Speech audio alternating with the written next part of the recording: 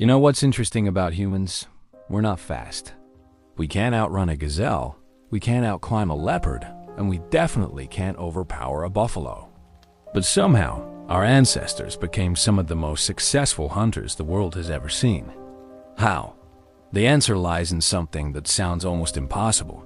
They would chase animals for days. Not hours, days. And they would do it in some of the hottest, most unforgiving environments on Earth. When I first learned about persistence hunting, I thought it was exaggerated. Surely ancient humans had better methods than just walking after animals until they collapsed. But the more I researched, the more I realized this wasn't just some desperate survival strategy. This was sophisticated, scientific, and it required skills that most of us today can't even imagine. By the end of this video, you'll understand exactly how our ancestors tracked prey across vast distances, how they knew where an animal would go before it knew itself, and why this hunting method shaped not just our bodies, but our brains, and our entire way of thinking. This story takes us to the Kalahari Desert, to the Sand people who still practice these ancient techniques, and into the minds of hunters who could read the landscape like we read a book. Because what they did wasn't just physical endurance. It was detective work, psychology, and an understanding of nature so deep that it seems almost supernatural. Let's trace this journey together. Chapter 1. The beginning picture of the African savanna about 2 million years ago. Our ancestors, early Homo species, are standing at a crossroads in evolutionary history. The climate is changing. Forests are shrinking. The open grasslands are expanding, and with them, new challenges and new opportunities. These early humans weren't impressive physical specimens by predator standards. They didn't have sharp claws or powerful jaws. They weren't particularly strong or fast. A cheetah could hit 70 miles per hour in seconds. A lion could take down prey 3 times its size. What could these upright apes possibly offer in this competitive environment? The answer started with a simple observation. Animals overheat. Most mammals are covered in fur. It keeps them warm, protects their skin, but it also traps heat. When they run, they heat up quickly. And here's the crucial part. Most animals can't sweat like we can. They pant to cool down, which means they can't pan and run at the same time effectively. Early humans had lost most of their body hair. This wasn't a disadvantage, it was a revolutionary adaptation. Coupled with the development of sweat glands across our entire body, humans became the most efficient cooling system in the animal kingdom. We could regulate our temperature while moving, something almost no other mammal could do as effectively. But this was just the hardware. The software, the knowledge, the techniques, the strategies, that's what we're going to explore. The Sand people of southern Africa, also known as Bushmen, have practiced persistence hunting for thousands of years. Some groups still do. When anthropologists and researchers first witnessed these hunts in the modern era, they were documenting something that stretched back into deep prehistory. These weren't primitive techniques. They were refined, sophisticated, and required years of training to master. A persistence hunt begins before dawn. The hunter wakes in darkness, preparing mentally and physically for what might be a 2-day pursuit. He carries minimal equipment, a spear, a small container for water, perhaps some ostrich eggshells filled with water buried along known routes from previous hunts. No heavy pack, no excess weight. Everything is calculated for endurance. The first crucial decision: which animal to hunt. You might think hunters would go after the weak, the sick, the old. Sometimes, yes. But often, they would select a healthy adult animal in its prime. Why? Because a healthy animal behaves predictably. A sick animal might do anything, go anywhere, die in an inaccessible location. A healthy animal follows patterns, and patterns can be exploited. The preferred target was often a kudu, a large antelope, or sometimes a gemsbok. These animals were big enough to feed a family or group, and their behavior was well understood by experienced hunters. As the sun rises, the hunt begins. The hunter spots his chosen animal in a herd. He approaches carefully, not trying to hide completely, but not threatening either. He's announcing his presence, and then he starts to walk toward them. The herd runs. Of course they do. They're fast, and within seconds, they've put hundreds of meters between themselves and this strange, persistent human. But the hunter doesn't stop. He just keeps walking in their direction, maintaining a steady pace. This is where most people misunderstand persistence hunting. It's not about chasing. It's about tracking. Chapter 2. Reading footprints when the antelope disappear over a ridge. The real work begins. The hunter is now following signs that most people would never notice. We're talking about tracks, yes, but it's so much more than just following footprints. A skilled tracker can look at a footprint and tell you not just what species made it, but which individual animal in a herd.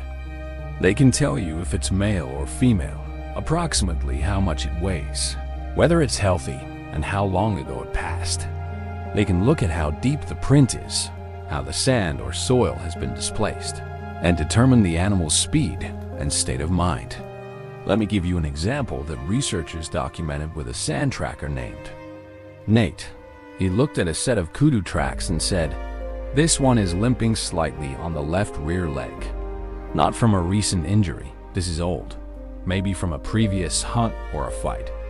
This animal will favor rocky terrain where the harder ground is easier on that leg." The researchers were skeptical until they followed the tracks for several hours. Sure enough, when the herd had options, that particular kudu consistently chose rockier paths. How is this possible? It comes down to thousands of hours of observation. Sand children start learning tracking as soon as they can walk. They play games identifying tracks, they follow their parents on hunts, they spend their entire lives reading the landscape. By adulthood, a tracker has internalized so much information that these deductions become almost automatic. But it's not mystical. It's pattern recognition on a level that we rarely develop in modern life. The depth of a track tells you weight and speed. The spacing tells you gait. The clarity of the edges tells you how long ago it was made. Fresh tracks have sharp edges. Old tracks are weathered and blurred.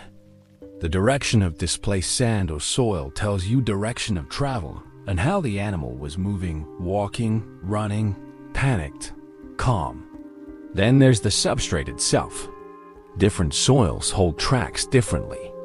Sandy areas show clear prints, but they degrade quickly in wind. Clay holds prints longer, but might not show fine details. Rocky areas show almost no tracks, but a skilled tracker looks for other signs. What other signs? Disturbed vegetation. A broken twig at a certain height indicates an animal passed through. The way grass is bent shows direction. Some grasses spring back quickly, others stay bent for hours. A tracker knows every species of grass and how long it takes to recover from being stepped on. Scat, of course, tells you age, diet, and health. Fresh droppings are moist and dark. As they age, they dry and lighten. The contents tell you what the animal has been eating, which tells you where it's likely to go next. Certain plants are found in certain areas. Scent plays a role too. Many animals have scent glands. They mark territory, leave traces. A human nose can't pick up most of these, but a tracker knows where animals rub against trees or rocks, leaving behind oils and scent markers. Then there's the indirect evidence. Disturbed insects. Flies gathering at a certain spot indicate fresh moisture, maybe from an animal's breath or saliva. Birds reacting to something unseen. The alarm calls of one species warning about a predator can tell a tracker that his prey is in a certain area, now stressed and on alert. As our hunter follows his chosen kudu, he's reading all of these signs simultaneously. His eyes scan the ground, yes, but also the vegetation, the horizon, the sky. He's building a three-dimensional picture of where this animal has been and, more importantly, where it's going. Because here's the thing. A truly skilled tracker doesn't just follow. He predicts. If the tracks show an animal was running fast and panicked, it will eventually slow down and look for water or shade. If the tracks show a calm, steady pace, the animal might graze. If it's midday and hot, most animals seek shade. The hunter doesn't need to follow every footprint. He can cut across terrain, intercept the animal's likely path. There's a documented case of a sand hunter who followed a wounded gemsbok for 16 hours. The tracks were sometimes clear, sometimes non-existent on rocky ground. The hunter told researchers he didn't need to see every print. He knew where the animal was going. It's injured, it's hot, and there's only one water source within reach. It has to go there. He was right. This kind of tracking requires not just observation skills, but deep ecological knowledge. A tracker must know every water source in hundreds of square kilometers, every shade tree that animals prefer, the seasonal patterns of different species, which areas have which plants at which times of year, migration routes, breeding behaviors. It's not enough to know that kudus like certain bushes. A master tracker knows that in the dry season, when those bushes are scarce, kudus shift to eating different plants, which means they'll be in different areas. He knows that a female with a calf behaves differently than a solitary male. He knows that young animals are more unpredictable, older animals more set in their patterns. All of this knowledge is being processed constantly as the hunter moves across the landscape. And remember, he's doing this while maintaining a pace that will eventually wear down an animal that can sprint at 40 miles per hour. The sun climbs higher. The temperature rises. The hunter keeps moving. Chapter 3. Persistence running. Let's talk about what's actually happening physically during a persistence hunt, because this is where the true genius of the method becomes clear. The hunter is not sprinting. He's moving at what we might call a light jog, maybe 6 to 8 kilometers per hour. This is a pace that a trained human can maintain for hours, even in heat. The kudu, meanwhile, can sprint at 60 or 70 kilometers per hour. In any short race, the kudu wins by a huge margin. But here's what most people don't realize. The kudu can only maintain that sprint for a few minutes at most. After a hard run, the kudu has to stop. It has to pant, to cool down, to recover. And during that recovery period, the hunter is still moving forward, closing the distance. The kudu runs again. The hunter keeps coming. The kudu stops to cool down. The hunter keeps coming. This pattern repeats, but it's not an equal exchange. Each time the kudu runs, it generates heat. Each time it stops, it needs longer to cool down because its core temperature has risen. The hunter, sweating efficiently in the direct sun, maintains his core temperature. He's not overheating because his cooling system is working continuously. There's an equation here, almost mathematical. The kudu is spending energy in explosive bursts and accumulating heat debt. The hunter is spending energy at a steady rate and staying thermally balanced. Over time, hours and hours, this equation tilts in the hunter's favor. Researchers who have studied this with modern sand hunters using GPS trackers and temperature monitors found something remarkable. The total distance covered in a hunt might be 25 to 35 kilometers, but the straight line distance is much shorter. The prey runs in arcs and circles, trying to escape. The hunter moves more directly, cutting angles, predicting routes. In terms of actual energy expenditure, the hunter might use less total energy than the prey. The prey's repeated sprints, the panic, the stress hormones flooding its system, all of this is metabolically expensive. But it's not just about temperature and energy. There's a psychological component too. Imagine you're that kudu. You run from a predator. You escape. You stop. You breathe hard. You cool down. You think you're safe. And then, on the horizon, that same upright figure appears again, walking steadily toward you. You run again. You escape again. You stop. And it happens again. This goes on for hours. The sun is high and brutal. you're getting tired. But more than that, you're getting confused, stressed, disoriented. Predators, lions, leopards, they either catch you quickly or give up. This thing doesn't give up. It doesn't follow normal predator rules. Some researchers believe that the psychological stress of being pursued relentlessly by something that doesn't behave, like a normal predator, contributes significantly to the prey's exhaustion.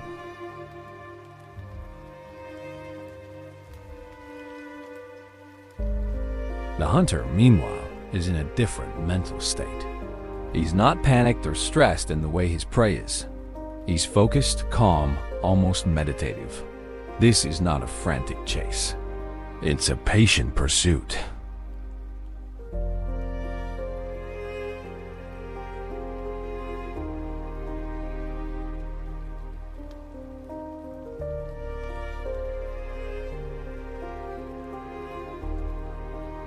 Modern long-distance runners might recognize this mental approach.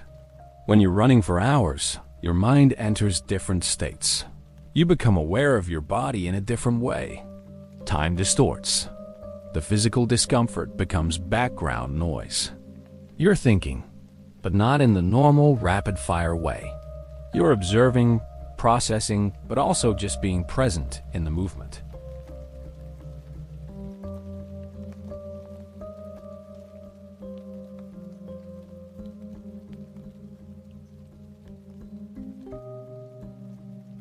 By afternoon, the pattern is becoming clear.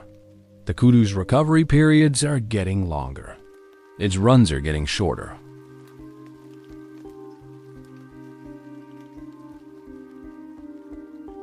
If he pushes too aggressively, the prey might find a last reserve of energy, or it might lead him into dangerous terrain, or it might simply die in an inaccessible location.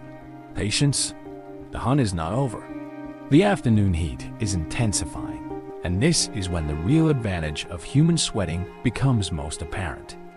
Chapter 4. Understanding prey. To successfully hunt an animal for days, you need to think like that animal. You need to understand not just its physical capabilities, but its psychology, its instincts, its behavior patterns.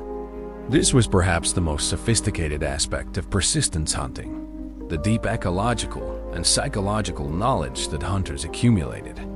Let's take the kudu as our example, since it was one of the most commonly hunted animals using this method. A kudu is a large antelope, standing about 1.5 meters at the shoulder, weighing around 300 kilograms for a large male. It has beautiful spiral horns and a distinctive pattern of white stripes on its body. Kudus are browsers, preferring leaves and shoots to grass, which means they're often found in areas with bushes and trees rather than open grassland. A hunter who targets a kudu knows several crucial things about how this animal thinks and behaves. First, kudus have excellent hearing. Those large ears can rotate independently, picking up sounds from all directions.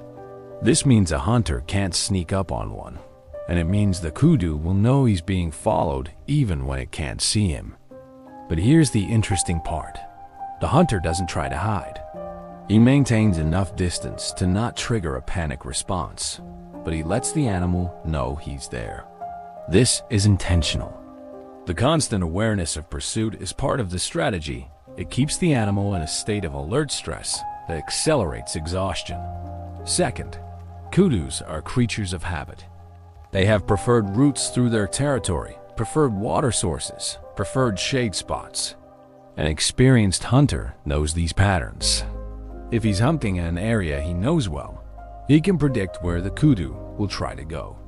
He might even know specific trees where kudus commonly rest during the heat of the day.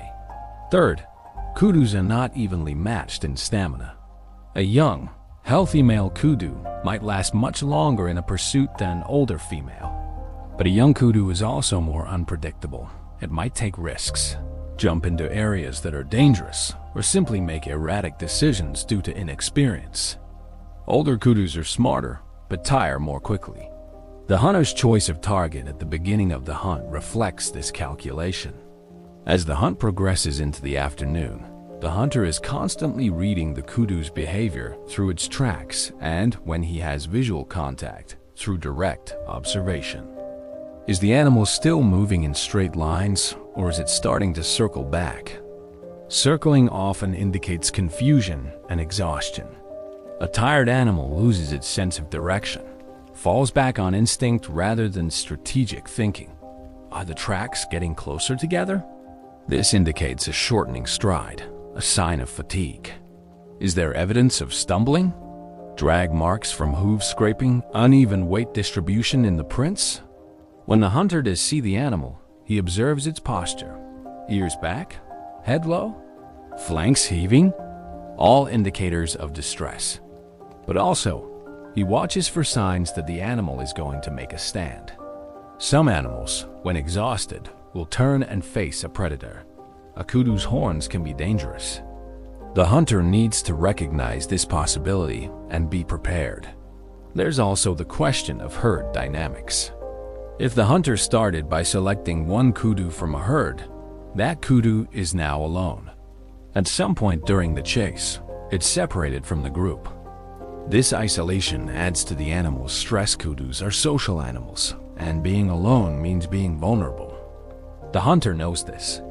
He might even have encouraged this separation by angling his approach to cut the target kudu off from its herdmates. But understanding prey behavior isn't just about one species. A master hunter needed to know multiple species because different times of year, different conditions, different needs might require hunting different animals. Gemsboks, for example, hunt very differently than kudus. A gemsbok is built for desert survival. It can tolerate higher body temperatures, it needs less water, and it's generally tougher and more stubborn. A gemsbok hunt might last longer than a kudu hunt for this reason. But gemsboks are also more predictable in some ways. They stick to open areas, they have fewer hiding spots, and their behavior is more uniform. Elands, the largest antelope, were prized because they provided so much meat. But they're also incredibly smart and can be dangerously unpredictable when cornered. Smaller animals like springbok were usually not worth the effort of a long persistence hunt. They were caught using different methods, traps, ambush hunting with the whole group participating. The knowledge base required for successful hunting was encyclopedic. Hunters needed to know seasonal movement patterns of multiple species water source locations across hundreds of square kilometers, plant distribution and how it affects animal behavior, weather patterns and how they influence animal movement, predator territories. You don't want to corner your prey in a lion's territory. Terrain features and how different animals navigate them, age and sex indicators for each species, signs of animal health and disease mating season behaviors, how different animals react to different types of threat. This knowledge was passed down through generations, but it was also deeply personal. Each hunter developed his own understanding through years of observation. An experienced hunter might know individual animals in his territory. The old kudu bull with the broken horn who drinks at the acacia spring, or the gemsbok herd that grazes near the red rocks. This brings up an important point about indigenous hunting that often gets misunderstood. This wasn't random wandering or lucky encounters. This was systematic scientific, built on hypothesis testing and empirical observation. A young hunter learning from an elder wasn't just memorizing facts. He was learning a methodology. Why does that kudu track turn here? What do you think it was responding to? What would you do differently if you were that animal?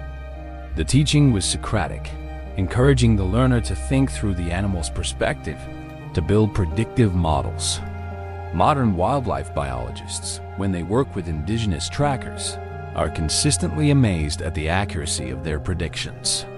In numerous documented cases, trackers have predicted animal behavior, where an animal would bed down, where it would try to cross a river, when it would abandon a certain strategy with uncanny accuracy. This isn't supernatural. It's expertise developed over thousands of hours of practice, passed down through cultures that had survival-dependent reasons to get it right. As our hunter moves into the late afternoon of the first day, all of this knowledge is being deployed. He's reading the landscape, predicting his prey's next moves, adjusting his own strategy accordingly. The sun is beginning its descent, and soon, decisions will need to be made about whether to continue through the night or to camp and resume at dawn. But before we get there, we need to talk about the one resource that both hunter and prey desperately need: water. Chapter 5. Water sources in the semi-arid environments where persistence hunting developed. Water is life. And water strategy is perhaps the most critical element that determines success or failure in a multi-day hunt. The human body loses water through sweat. In the heat of the Kalahari Desert or similar environments, a person engaged in continuous moderate exercise can lose 1 to 1.5 liters of water per hour. Over a 10-hour hunting day, that's 10 to 15 layers. Without water replenishment, a human would be in serious trouble within hours. So how did persistence hunters manage this? First, preparation. Before a hunt, hunters would often cache water along known routes. They used ostrich eggshells as water containers, nature's perfect canteen. An ostrich eggshell holds about a liter of water, is incredibly strong for its weight, and can be buried to keep the water cool. Hunters would bury these at strategic points along routes they knew animals frequented. This required long-term planning and incredible spatial memory. A hunter might have dozens of these caches spread across hundreds of square kilometers.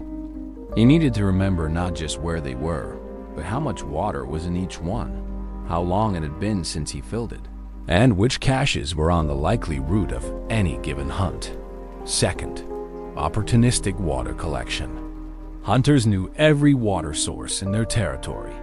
Every spring, every seep, every seasonal pool, every rock depression that held water after rain.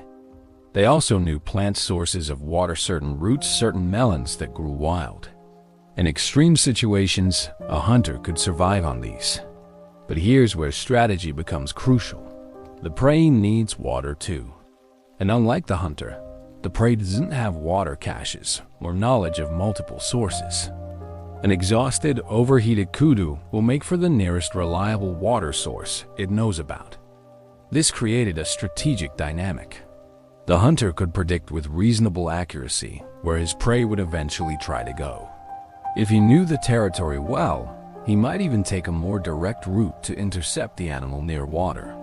There are documented hunts where the hunter actually reached the water source ahead of his prey, rested, drank his fill, and waited. When the exhausted animal arrived, expecting relief, it found its pursuer already there. The psychological impact of this on the prey animal must have been devastating. But water strategy went both ways. If a hunt went poorly, if the animal was leading the hunter away from known water sources into unfamiliar territory, the hunter had to make hard decisions. Continue and risk severe dehydration, or abandon this particular prey and return to hunt another day. There are stories, some tragic, of hunters who miscalculated and died from dehydration during failed hunts. This was a real risk, and it made the knowledge of water sources not just useful, but vital for survival. The Sand People developed sophisticated understanding of desert hydrology. They could read the landscape and identify places where water might be found even if it wasn't visible. Certain types of vegetation indicated underground water. Animal paths that converged suggested a hidden water source. They also understood water timing. In areas with seasonal rainfall, they knew which water sources lasted longest into the dry season. They knew which dried up first. This knowledge allowed them to predict not just where animals were now, but where they would be forced to go as the season progressed. There's a fascinating aspect of this related to tracking. A thirsty animal behaves differently than one that's well hydrated. Its tracks show it moving more directly toward known water. Its behavior becomes more predictable, more desperate. An experienced hunter could see this in the signs and adjust his strategy accordingly. When researchers studied modern persistence hunts, they found that hunters typically carried minimal personal water, perhaps 1 or 2 liters. This seems insane for a hunt that might last 12 to 20 hours in the heat. But the hunters knew where water could be found. They would drink at sources along the route, just as their prey did. There was also a physiological adaptation at play. People who grow up in these environments and engage in this kind of activity from childhood develop more efficient water retention. Their bodies adapt to function at lower hydration levels. They sweat more efficiently, producing sweat that does maximum cooling with minimum water loss. But even with adaptations and strategic planning, there were limits. In extreme heat, on unsuccessful hunts that led away from water sources, hunters sometimes had to abandon the pursuit. This wasn't failure, this was wisdom. Living to hunt another day was more important than any single kill. Water also factored into timing decisions. Should the hunt continue through the night? If water sources along the route were limited and the prey was leading away from known sources, the answer might be no. Better to camp, rest, conserve water, and resume in the morning when the prey would be forced to move toward water. But if water was available and the prey was showing signs of severe exhaustion, continuing through the night might be the better strategy. The animal couldn't recover fully, couldn't rehydrate properly, and the continuous pressure might bring the hunt to a successful conclusion by dawn. These decisions required not just physical knowledge, but meteorological prediction. Was it going to be a cool night? Would there be dew in the morning that could provide some moisture? Or would it remain hot and dry? The Kalahari, where much of this hunting tradition continued into modern times, has dramatic temperature swings. Days can reach 40 degrees Celsius, 104 degrees Fahrenheit, or higher. Nights can drop to near freezing. These temperature swings affected everything: animal behavior, water availability, the hunter's own energy and strategy. A cool night was actually an advantage for the hunter. He could continue moving without overheating risk, while the prey, already exhausted, would struggle to maintain body temperature when resting. The prey was caught in a no-win situation. Move and generate heat it couldn't dissipate effectively, or rest and potentially get too cold. As our hunter moves through the late afternoon of day 1, he's constantly calculating water strategy. He knows his next cache is 3 kilometers southwest. He knows there's a spring 5 kilometers in the direction the kudu is heading. He knows his own hydration status. He's thirsty, but not yet dangerously so. He knows from the tracks and sightings that his prey is more desperate. The equation is still in his favor. The hunt continues. Chapter 6. Team Coordination. Although we've been following a single hunter for our narrative, it's important to understand that persistence hunting was often, though not always, a team effort. The dynamics of group hunting added another layer of sophistication to the method. In some documented hunts, 2 or 3 hunters would work together. One would be the primary tracker, the most experienced, the one making the key decisions. The others served multiple roles: backup trackers in case the primary lost the trail water carriers, who could cache more supplies along the route, and crucially relief runners, who could take over the pursuit if the primary hunter needed to rest. This relay strategy was incredibly effective. While the prey animal was being pushed continuously, hunters could rotate, allowing each to recover partially while another maintained pressure. The animal never got full respite, but the hunters did. Communication in the field was done through a combination of calls, gestures, and environmental signs. Hunters developed code-specific bird calls that sounded natural but conveyed information to team members. A particular whistle pattern might mean prey heading northeast or water needed. They also left physical signs for each other: a broken stick pointing in a direction, rocks arranged in a pattern, disturbed vegetation in a specific way. These markers allowed a hunter to communicate with teammates who were hours behind or on parallel paths without any verbal contact. But team hunting was about more than just physical pursuit. It was also about strategy and planning. Before a hunt even began, there might be a discussion. What species to target? What area to hunt? What's the weather forecast looking like? not from meteorologists, but from reading the sky, the wind, the behavior of insects and birds. Who takes what role? There was also tactical coordination during the hunt itself. If hunting in an area with known geography, hunters might split up. One or two maintain direct pursuit, while another moves to cut off an escape route. If the prey is heading toward a canyon, a hunter might race ahead to position at the exit. When the exhausted animal tries to navigate the canyon, it finds a human waiting on the other side. This kind of tactical thinking shows just how sophisticated these hunters were. They weren't just following. They were predicting, planning, outthinking their prey. There's a documented hunt from the 1980s where researchers followed 3 sand hunters pursuing a kudu. The hunters split up after 4 hours. 2 continued direct pursuit while the third angled off, moving faster toward a known water source. He arrived there several hours later, rested, and waited. When the kudu finally arrived, exhausted and desperate for water, it found a fresh hunter waiting. The animal was taken within minutes. Team coordination also extended beyond the hunt itself. Back at camp, others were preparing. If a hunt was successful, fresh hunters would need to go out to help butcher and carry the meat back. In the heat, meat spoils quickly, so speed was essential. Women in the community, though they typically didn't participate in persistence hunts, played crucial roles. They maintained the camp, prepared tools, managed water supplies, and most importantly, they often possessed deep plant knowledge that complemented the hunter's animal knowledge.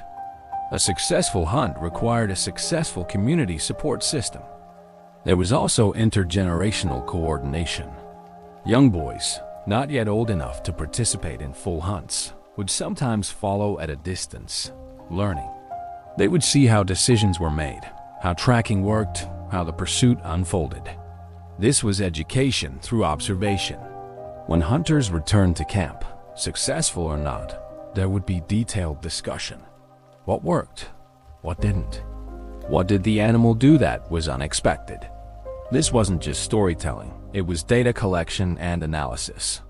The community was building and refining its collective knowledge base with each hunt. Interestingly, there was also a kind of inter-community coordination, though less direct. Sand groups would sometimes share information about animal movements, water sources, and conditions. This happened during seasonal gatherings or when groups encountered each other. Hunting knowledge wasn't hoarded, it was shared, because everyone benefited from better understanding of the environment. However, team coordination had limits. Too many hunters could be counterproductive. The prey might scatter a herd too effectively, making it impossible to maintain focus on a single animal. More hunters meant more water needed, more supplies to manage. The optimal number seemed to be 2 to 3 hunters for most pursuits. This provided backup and relief without creating logistical problems. There was also the question of credit and meat distribution. In sand culture, the meat from a hunt was distributed according to specific social rules. The hunter whose arrow or spear made the kill got first allocation, but meat was ultimately shared throughout the community based on kinship and social obligations. This system created strong incentives for cooperation rather than competition. The social structure of hunting was fascinating. Young men might compete to prove themselves, but experienced hunters often worked together seamlessly. Their coordination built on years of mutual experience. They knew each other's strengths and weaknesses, communication styles, decision-making patterns. There are accounts of hunting partnerships that lasted decades. 2 or 3 men who hunted together so often that they could predict each other's moves without verbal communication. One would see tracks and know instantly what his partner was thinking, what strategy he would employ. This kind of coordination extended to the spiritual and ritual aspects of hunting. Before and after hunts, there were often ceremonies, prayers, acknowledgments. The community came together to prepare mentally and spiritually for the hunt and to give thanks afterward. Some anthropologists argue that this kind of coordinated group activity requiring communication Planning, cooperation, and shared mental models was a driving force in human cognitive evolution. We had to get better at working together to hunt successfully, and this pressure shaped our social brains. Whether or not that's true, it's clear that persistence hunting was never just about one human and one animal. It was about communities, knowledge systems, coordinated strategies, and social structures all working together toward a common goal.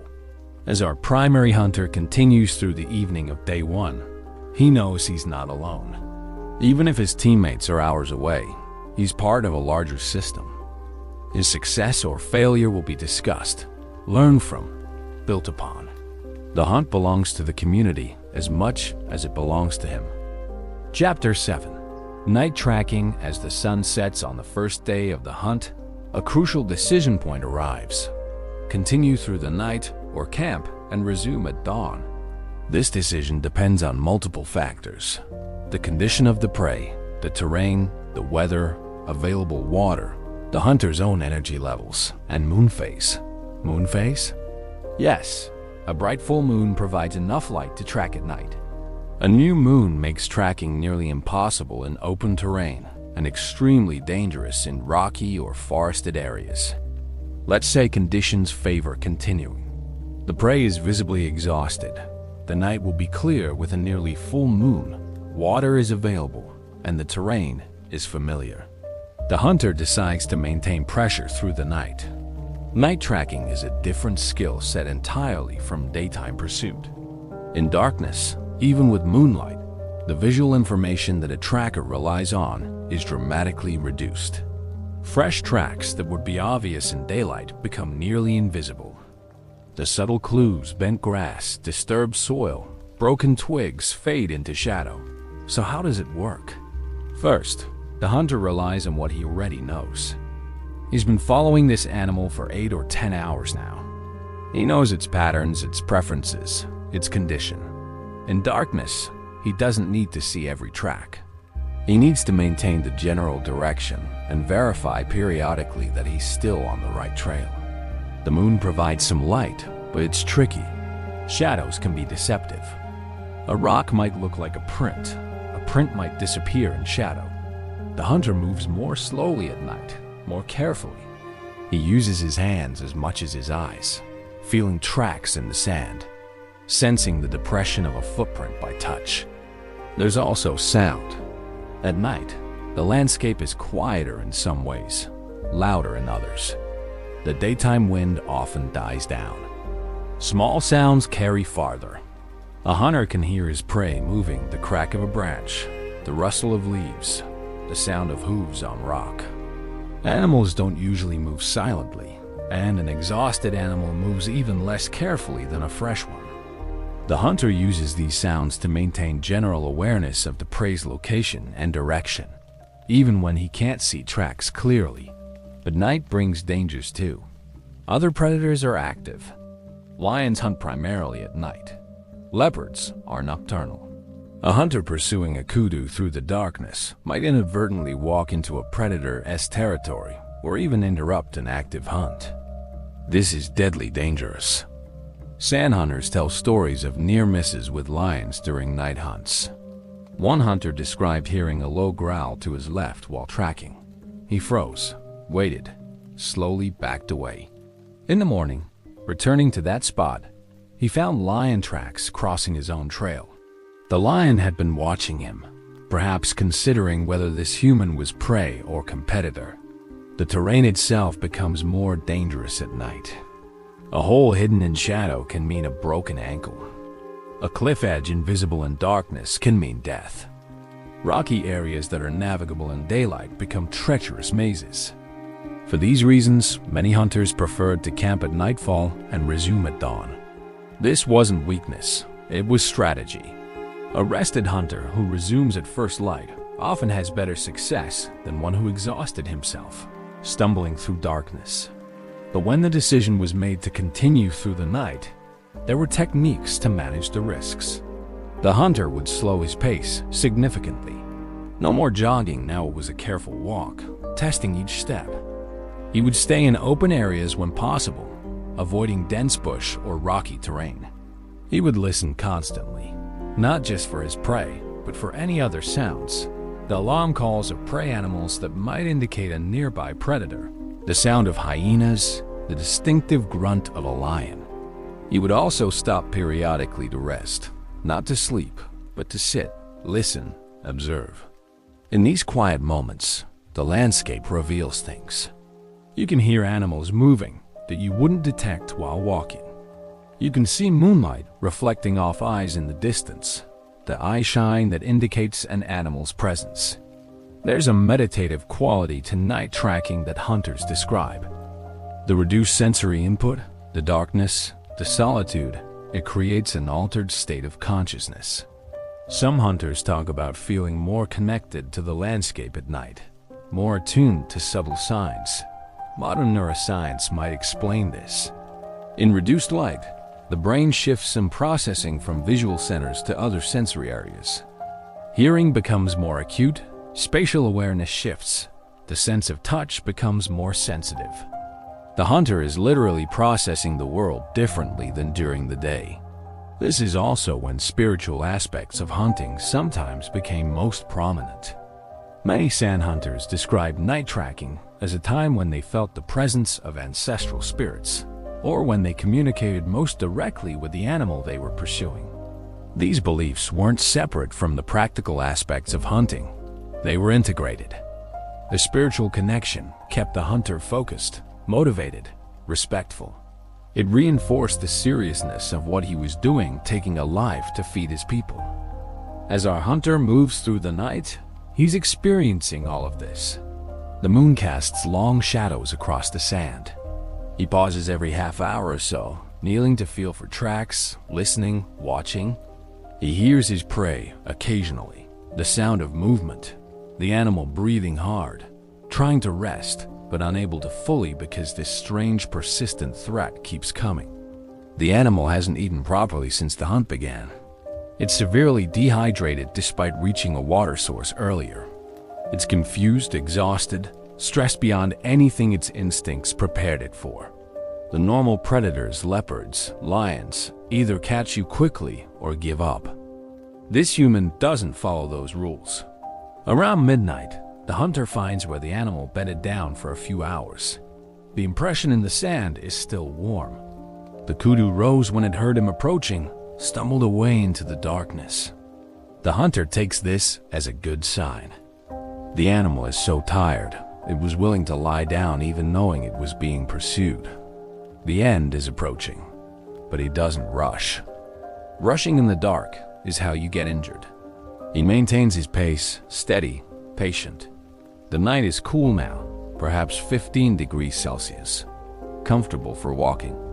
The animal, built for quick sprints and then rest, is probably struggling with the temperature drop after the heat stress of the day. Hours pass. The moon tracks across the sky. The hunter drinks from a cached ostrich eggshell he buried here months ago, refills it at a small seep he knows about. He eats a handful of nuts and dried meat, not much, just enough to maintain energy. He's tired too. This is perhaps hour 16 of the hunt, but he's trained for this his entire life. His body knows how to manage fatigue, how to find reserves, and psychologically, he's still sharp. The chase has its own momentum now. He can sense the prey weakening. Success is close. As dawn approaches, the sky begins to lighten in the east. This is actually the most difficult time for tracking. The pre-dawn darkness where the moon has set, but the sun hasn't risen. Visibility is at its worst.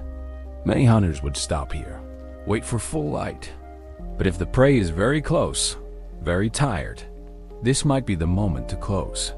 The animal is cold from the night, stiff. Its core temperature is low. It won't be able to sprint effectively. This is when vulnerability is highest. The hunter hears something ahead. Movement, labored breathing. He slows, approaches carefully.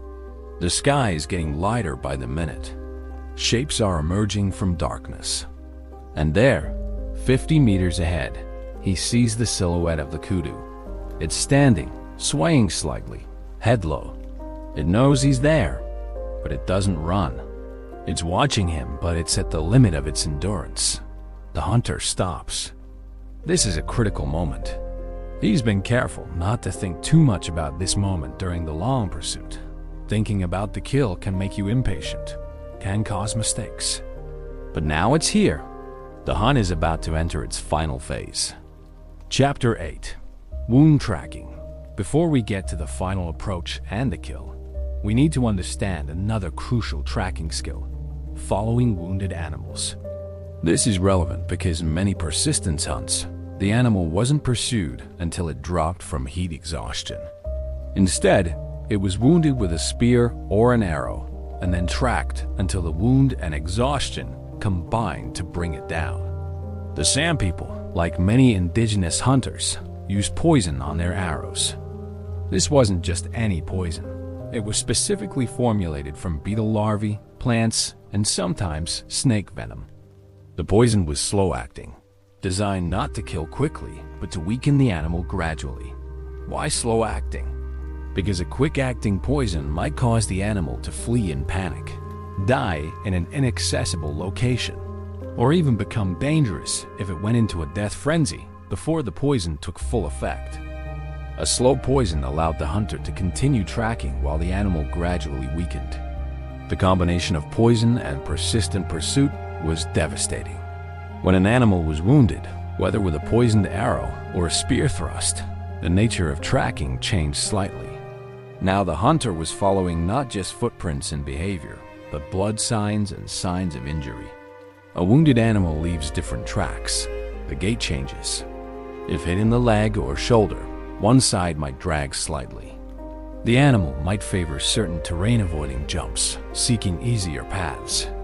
The spacing of tracks might become irregular as the animal compensates for pain or weakness. Blood signs tell a story. Bright red blood that sprays indicates an artery hit. The animal will weaken quickly. Dark blood suggests a muscle or organ hit slower, but still serious. The amount of blood tells you how severe the wound is. The pattern tells you what the animal was doing: walking, running, standing, still bleeding. But here's something interesting. Wounded animals are more dangerous than healthy ones. A healthy animal runs. A wounded animal that feels cornered might attack. Kudus with their sharp horns, gemsboks with their long straight horns like spears. These can kill a human. Hunters had to read the signs carefully to know when an animal might turn and fight. There are documented cases of hunters being injured or killed by wounded prey.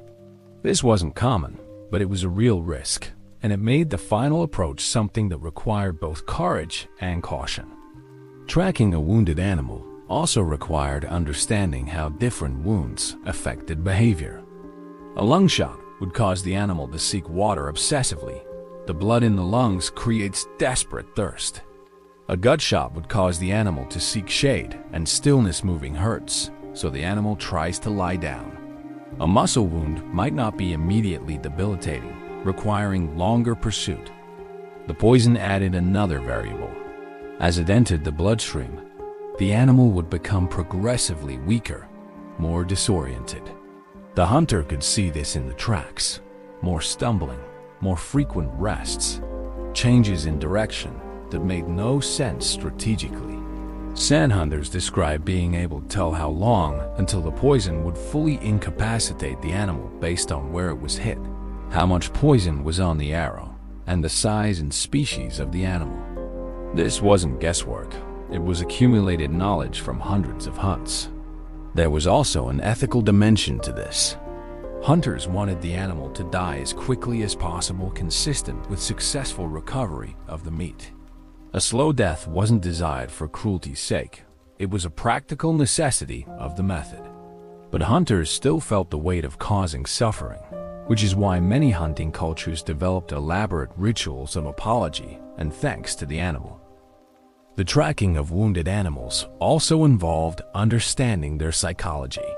An animal in pain and weakening from poison might try to hide rather than flee. It might circle back to familiar territory.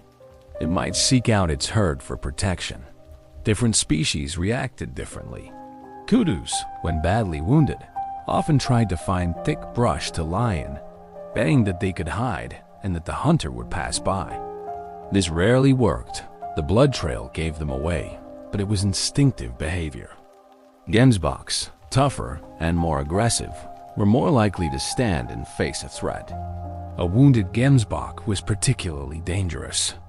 Its horns are perfectly straight, sharp, and can easily impale a person.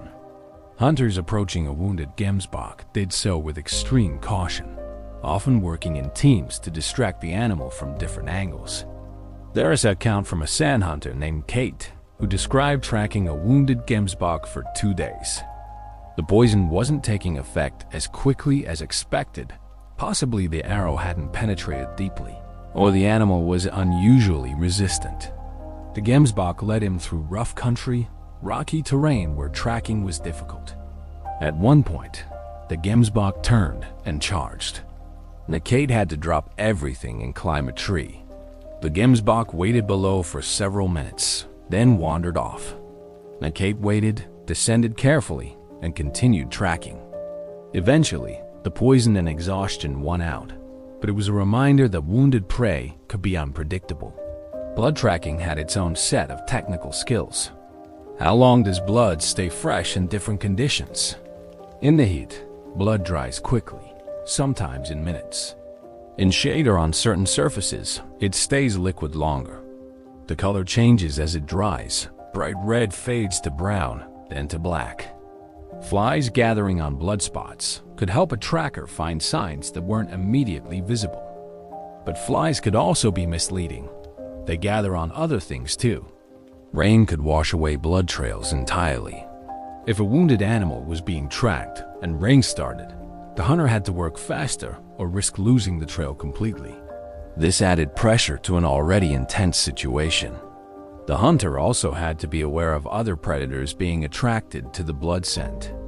A wounded, bleeding animal is an easy target for lions, leopards, hyenas. These predators have far better sense of smell than humans. They could track the blood from much farther away. There are documented cases of hunters tracking a wounded animal only to find that predators had gotten to it first. This was frustrating all that work, but the meat was lost. Sometimes hunters could chase predators away and salvage some meat. Other times, they had to abandon it entirely.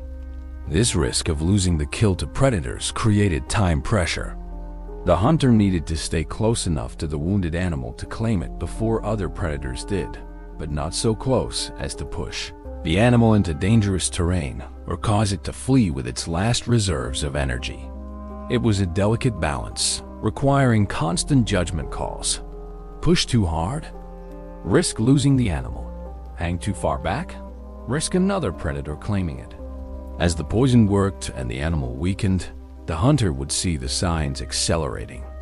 The tracks would show more stumbling. The blood trail might increase if the wound reopened from exertion. The animal's rests would become longer, its runs shorter. Finally, there would come a point where the animal couldn't rise. It would lie down, sides heaving, unable or unwilling to get back up, even as the hunter approached. This is where we are with our kudu. The pre-dawn light is growing stronger. The animal is standing but barely. It's been pursued for roughly 18 hours, covering approximately 30 kilometers in its attempts to escape. It's severely dehydrated, exhausted, and if it was wounded with a poisoned arrow earlier, the poison has now done its work. The hunter can see all of this. He's perhaps 40 meters away. The animal is watching him, but not running. This is the moment that requires the most respect, the most careful approach. Chapter 9. Final Pursuit. The space between hunter and prey has collapsed. After hours, perhaps a full day or more of pursuit, the distance is now measured in meters, not kilometers. But this final approach is perhaps the most dangerous part of the entire hunt. The hunter is exhausted too, make no mistake. 18 hours of continuous tracking and movement, even at a sustainable pace, takes a toll. His legs are tired, his mouth is dry, his mind has been processing information non-stop. But he's still functional. still capable. The animal before him is at its absolute limit. He approaches slowly, speaking softly. Some hunters describe talking to the animal at this stage. "It's okay, brother. Your time has come. You've run well. Thank you for your life." Whether the animal understands or not is irrelevant. The speaking calms the hunter, focuses his mind, acknowledges the gravity of what's about to happen. The kudu's eyes are wide. Its flanks heave with each breath. Foam or saliva might be visible around its mouth. Its legs are splayed slightly, for balance. Standing takes effort now. If it was wounded earlier, the wound might be visible, or there might be dry blood on its coat. The hunter carries a spear. In the traditional method, he would have carried it the entire hunt, though some hunters cached weapons along known routes to reduce carried weight. The spear is simple but effective, a wooden shaft with a sharp point, sometimes stone, sometimes metal. In later periods, he needs to get close within a few meters to make an effective spear thrust. But even an exhausted kudu has weapons. Those horns can gore.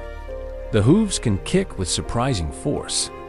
An animal that knows it's about to die sometimes finds a last burst of desperate energy.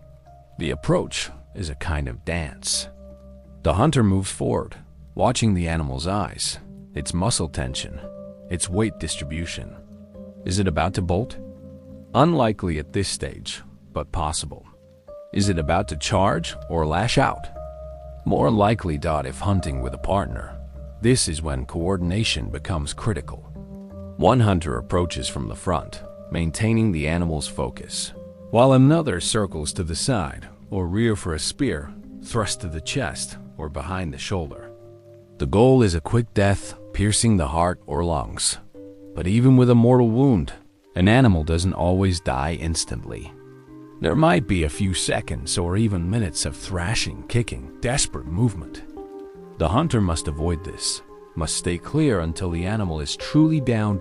In our scenario, the hunter is alone.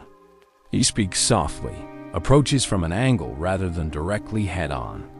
This reduces the threat perception. Slightly direct frontal approaches trigger fight or flight. Responses more strongly. 10 meters. 8. 6. The animal shifts its weight, considering running, but its legs aren't responding properly. The exhaustion is too complete. It makes a sound, a bleed or snort. Distress, fear, defeat. 4 meters. The hunter raises his spear, not threateningly, just into ready position. He's calculating the thrust, where to place it for a quick kill, how to avoid the horns if the animal lunges, where to step if it kicks. 2 meters. This is it. The hunter makes his decision. He steps forward quickly, commits to the movement. The spear thrust is firm, angled behind the shoulder into the chest cavity, seeking the heart and lungs. The kudu reacts, tries to jump away, but it's too slow, too tired. The spear penetrates. The animal's legs buckle. It goes down, kicking once, twice, then still. The hunter doesn't approach immediately. He watches, waits, ensures the animal is truly gone. Approaching a wounded animal prematurely is how hunters get injured. He watches the eyes when they glaze and stop tracking movement. When the breathing stops, that's when he knows it's over. He moves forward, kneels beside the animal. There's often a moment of silence here. The hunt is complete. The animal has died. This creature that he's been connected to for nearly a full day, tracking, understanding, predicting, it's now gone. Many hunting cultures have rituals at this moment. Prayers, thanks, acknowledgments. The San often performs small ceremonies, speaking to the animal's spirit, asking forgiveness, explaining the necessity. This isn't superstition or primitive thinking. It's an acknowledgement of the weight of taking a life. Even for survival. The hunter might make a small cut and taste the blood, a ritual connection. He might close the animal's eyes.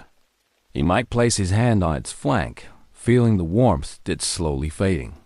Then, practicality reasserts itself. The animal needs to be butchered, and quickly. In the heat, meat spoils fast. But he's exhausted, and butchering a 300-kilogram kudu is heavy work. If he has partners, he'll signal them, perhaps with a specific call or by making a smoke signal if he has fire-making materials. If he's alone and far from camp, he might do a rough butchery here, taking the most valuable parts and catching or carrying what he can. He'll mark the location so others can find it and return to camp for help. But before any of that, there's often a moment of just sitting. The intense focus of the hunt, the hours of concentration, the physical effort, it all releases at once.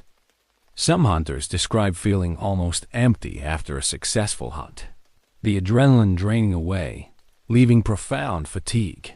He drinks water if he has any left. He eats something small. He looks at the landscape, the rising sun, the animal he's killed. The kill represents food for his family, his community. It represents success, competence, the validation of years of training and generations of accumulated knowledge. But it's not triumphant in the way you might see in movies. There's satisfaction, yes, relief, but also something more complex, a mixture of gratitude, respect, tiredness, and perhaps a touch of melancholy. Something died so that he and his people could live. That trade-off is never taken lightly, no matter how necessary in modern recreational hunting, especially in Western cultures. There's sometimes a celebration, a trophy mentality. Pictures with the kill, emphasis on the size, the difficulty, the achievement. Traditional persistence hunting had a different ethos. The animal wasn't a trophy. It was food, material, life. The hunt was sacred work, not sport. This difference in attitude is important to understanding the practice. Persistence hunting wasn't done for entertainment. It was done for survival, and survival carried moral weight. You killed because you needed to eat, and you honored what you killed because its death had meaning. As the sun rises fully, illuminating the landscape in golden light, our hunter begins the practical work of field butchery. But inside, he's still processing the hunt, the long hours, the connection to this animal. The successful conclusion: the hunt is over, but its impacts on the hunter, on his community, on the continuing transmission of knowledge are just beginning. Chapter 10. Sacred Kill. The moment after the kill is sacred in ways that modern industrial food systems have made us forget. When you buy meat in a grocery store, it's abstracted, plastic-wrapped, bloodless, disconnected from the animal it came from. But when you spent a day and a night pursuing an animal, tracking its every move, understanding its behavior, feeling connected to it in a very real way, and then taking its life, that's a different experience entirely. Sand hunters describe a complex mix of emotions at this moment. There's pride. Yes, this was skilled work successfully completed. There's relief the hunt didn't fail. The time and effort wasn't wasted. There's gratitude, this animal will feed people. But there's also genuine sorrow and respect for the life that was taken. This isn't sentimentality. It's a philosophical and spiritual recognition that taking a life is serious business, even when necessary. The animal was a conscious being with its own drives, fears, and will to live. It fought hard to survive. It deserves acknowledgement for that struggle. Many hunting cultures developed elaborate rituals around the kill. These served multiple purposes: psychological, social, spiritual, and practical. Psychologically, rituals help hunters process what they've done. Killing, even for survival, can be traumatic. Humans have empathy. We can imagine the animal's suffering. Rituals create a framework for dealing with that empathy while still allowing the necessary act of hunting. Socially, rituals reinforce community values. They say, we don't kill casually. We kill with intention, respect, and purpose. They teach young hunters that this work is serious, that it carries responsibility. Spiritually, Rituals often involve asking the animal's spirit for forgiveness or thanking it for giving its life. Whether you believe in animal spirits or not, these practices serve to maintain a respectful relationship between humans and the natural world. Practically, rituals often encoded useful information. Rules about how to butcher, what parts to use how to distribute meat. These were often embedded in spiritual practices, ensuring their transmission and adherence. The San have specific protocols. When a hunter makes a kill, he often doesn't eat the meat himself or eats only specific parts. The choicest cuts go to elders, to family, to those in need. This distribution system ensures that hunting success benefits the community, not just the individual hunter. There are also rules about waste. Every part of the animal that can be used should be used. Meat, obviously, but also hide for leather, bones for tools, sinew for binding and cord, horns for various implements. Even stomach contents might be examined for information about what plants the animal had been eating.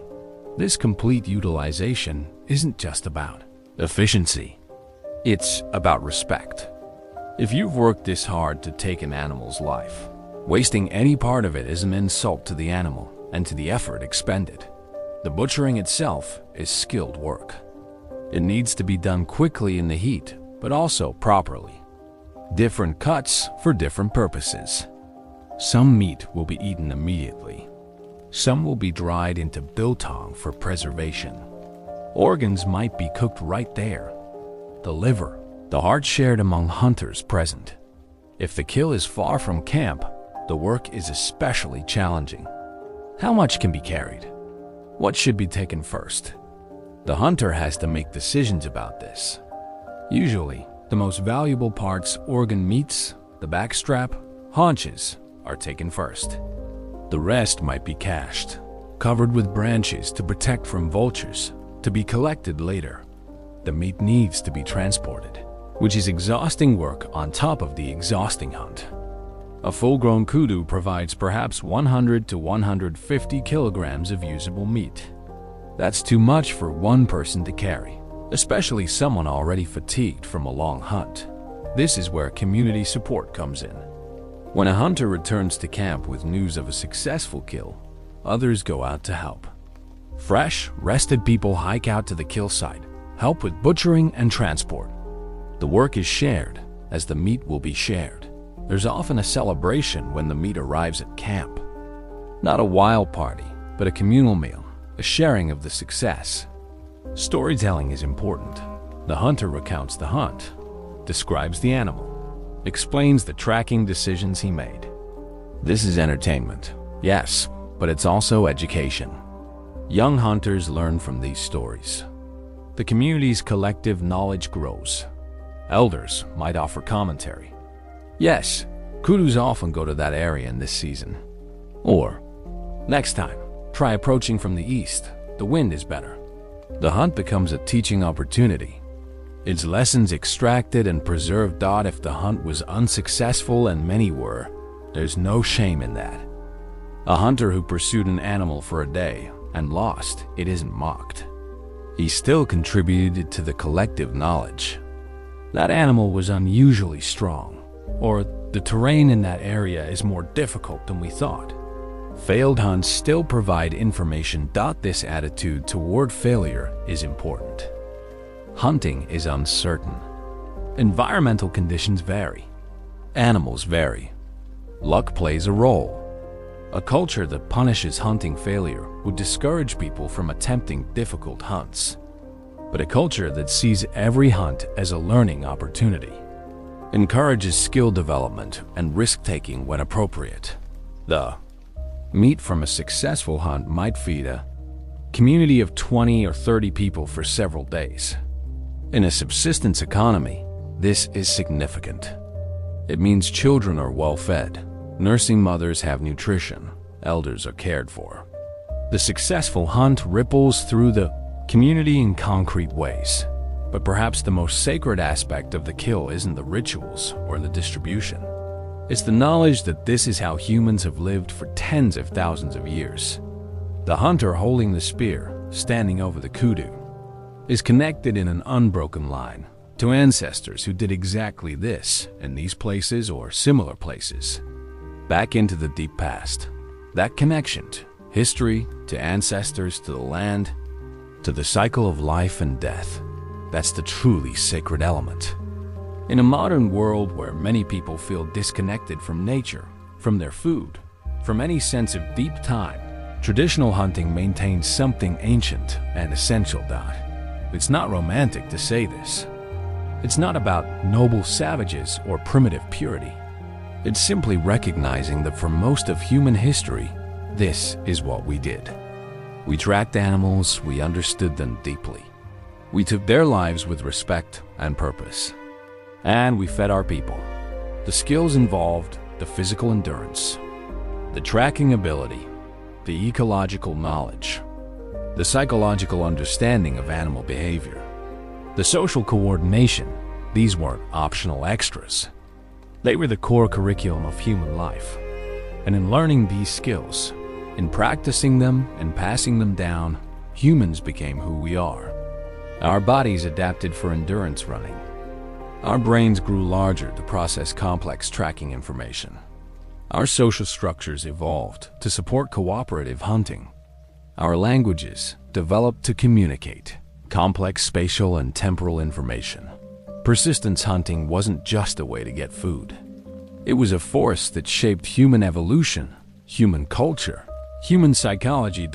As our hunter sits beside his kill in the growing light of morning, he's not thinking about evolutionary history. He's thinking about getting this meat back to camp, about the people who will eat it, about being tired and wanting to sleep. But in his actions, in his knowledge, in his relationship to this landscape and these animals, he carries forward something profound. The hunt is sacred, not because of religious doctrine, but because it represents something true and deep about what humans are and how we've lived. It's a connection to reality that's easy to lose in modern life, but which persistence hunting maintains with crystal clarity. You work hard. You understand the world deeply. You take life to sustain life. You share with your community. You respect what you kill. You teach what you know. These are the principles, and they're written into every moment of the hunt. Chapter 11. Living legacy. You might think persistence hunting is dead, a relic of the past, preserved only in anthropological records and documentaries. But you'd be wrong. It's still practiced, though rarely, by some sand communities in southern Africa. And more broadly, the skills and knowledge it represents are kept alive in various forms around the world. Why does this matter? Why should we care about an ancient hunting technique in the modern world? Because what persistence hunting represents: deep ecological knowledge, physical endurance, patience, psychological understanding, community cooperation. These are things we're losing. And in losing them, we might be losing parts of ourselves. Let me explain. The sand people who still practice traditional persistence hunting are not doing it because they have no alternatives. They have access to modern technology, to guns, to vehicles. Some choose to hunt in the traditional way for cultural reasons, to maintain knowledge, to stay connected to ancestral practices. Researchers who have worked with modern sand trackers consistently report that their skills are astonishing by Western standards. Louis Liebenberg, a scientist who has studied tracking extensively, developed a specialized GPS system specifically to document sand tracking techniques. What he found was that the cognitive processes involved in expert tracking were far more sophisticated than previously understood. Trackers weren't just seeing footprints. They were running complex mental simulations of animal behavior, testing hypotheses, making probabilistic predictions. This is high-level scientific thinking, but it's done intuitively, rapidly, based on accumulated experience. Some conservationists have recognized the value of this. In Africa, there are now programs that employ indigenous trackers for wildlife monitoring, anti-poaching efforts, and ecological research. These trackers can find and identify animals that modern technology misses. They can read landscapes and understand animal movements in ways that complement scientific methods. But beyond the practical applications, there's something deeper here. Persistence hunting represents a particular relationship to nature, one of attention, patience, respect, and deep understanding. This relationship is increasingly rare in modern life. Most people in industrialized societies have almost no idea where their food comes from. Meat appears in supermarkets anonymous and plastic-wrapped. The animals that died for it are invisible, their lives and deaths unacknowledged. This disconnection has consequences. It makes it easier to waste food, easier to ignore animal welfare, easier to support industrial practices that might be ethically questionable. When you've never had to track an animal, never looked into its eyes, never felt the weight of taking its life, meat becomes just another product. I'm not arguing everyone should hunt. That's not practical or desirable. But the complete disconnection between people and the reality of where food comes from is problematic in ways we're only beginning to understand. Some modern hunters who practice ethical, sustainable hunting describe experiences that echo traditional persistence hunting. The focus, the connection to landscape, the respect for the animal, these aren't exclusive to indigenous practices. They're available to anyone willing to approach hunting with the right mindset. There's also been growing interest in the physical aspects of persistence hunting. Ultramarathon runners, for example, are essentially practicing a form of persistence running. They're exploring the same physiological capabilities that made persistence hunting possible. Some researchers believe that humans' ability to run long distances, which seems arbitrary from a survival standpoint, in modern life is actually a deep adaptation that evolved specifically for persistence hunting. We're literally built for this. Our bodies are optimized for endurance in ways that most modern lifestyles never tap into. When people train for and run ultramarathons, they're not just exercising. They're awakening something ancient, reconnecting with capacities that define human success for millennia. But it's the cognitive and social aspects that might be most important for the modern world. The tracking skills used in persistence hunting: observation, pattern recognition, hypothesis testing, prediction. These are the same skills that underlie scientific thinking. Some educators have argued that teaching tracking could be a powerful way to develop scientific reasoning, especially in children. There have been experimental programs where children are taught basic tracking. They learn to observe carefully, to notice details, to think about cause and effect. What made this mark? How long ago? Where might the animal have gone? These are scientific questions, and answering them requires scientific thinking. The social cooperation required for successful persistence hunting: communication, role specialization, shared goals, distributed knowledge. These are the same things that make modern teams effective. There might be lessons here for how we organize work, how we solve complex problems that require multiple perspectives and skills. The patience and endurance of persistence hunting stand in stark contrast to modern cultures. Emphasis on instant gratification and quick results. The hunter who can pursue an animal for 20 hours without giving up has something many modern people lack: the ability to persist in the face of frustration, to delay gratification, to trust in a process even when immediate results aren't visible. These psychological capacities, grit, resilience, patience, are increasingly recognized as important for success in almost any field. Maybe understanding how they were developed and maintained in traditional hunting cultures could inform how we cultivate them today. There are also lessons about knowledge transmission. In San culture, hunting knowledge isn't taught through formal schooling. It's learned through observation, practice, storytelling, and gradual mentorship.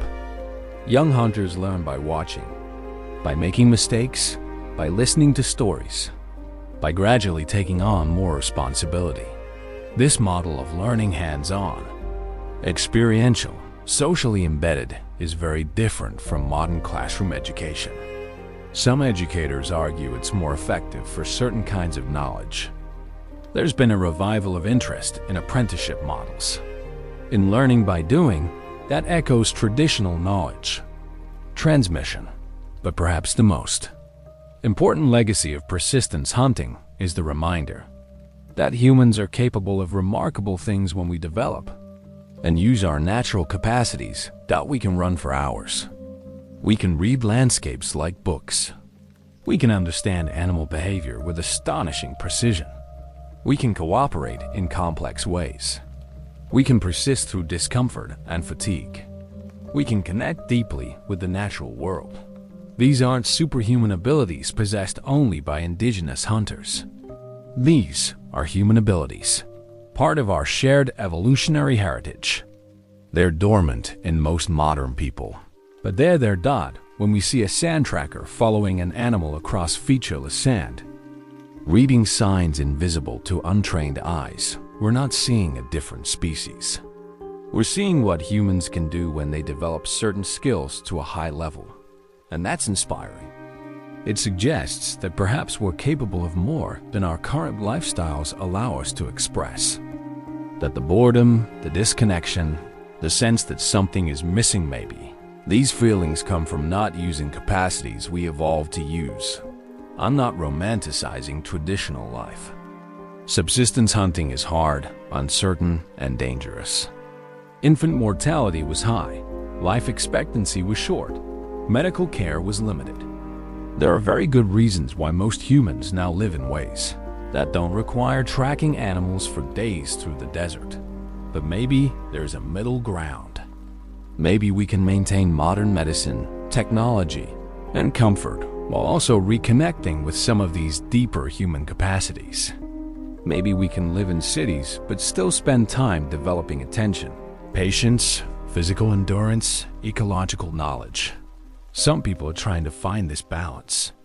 There's a growing movement of people learning primitive skills, fire making, tracking, wild plant identification, not because they plan to live off the land, but because these skills connect them to something real and ancient. There are tracking schools now in various countries where people can learn the basics of what sand hunters spend lifetimes mastering. Students report that learning to track changes how they see the world. They notice things they never noticed before. A walk in the woods becomes rich with information rather than just scenery. There are long-distance running communities that explicitly connect their practice to persistence hunting heritage. They're not hunting animals, but they're exploring the same physiological and psychological territories their ancestors explored. There are programs teaching children ecological knowledge through hands-on experience rather than just books, learning to identify plants, to understand animal behavior, to read weather patterns. These programs often report that children become more engaged, more curious, more capable of sustained attention. All of this suggests that the legacy of persistence hunting isn't just historical. It's alive and adaptable. The specific practice might be rare, but the capacities it developed and the knowledge it generated remain relevant. There's also a conservation angle.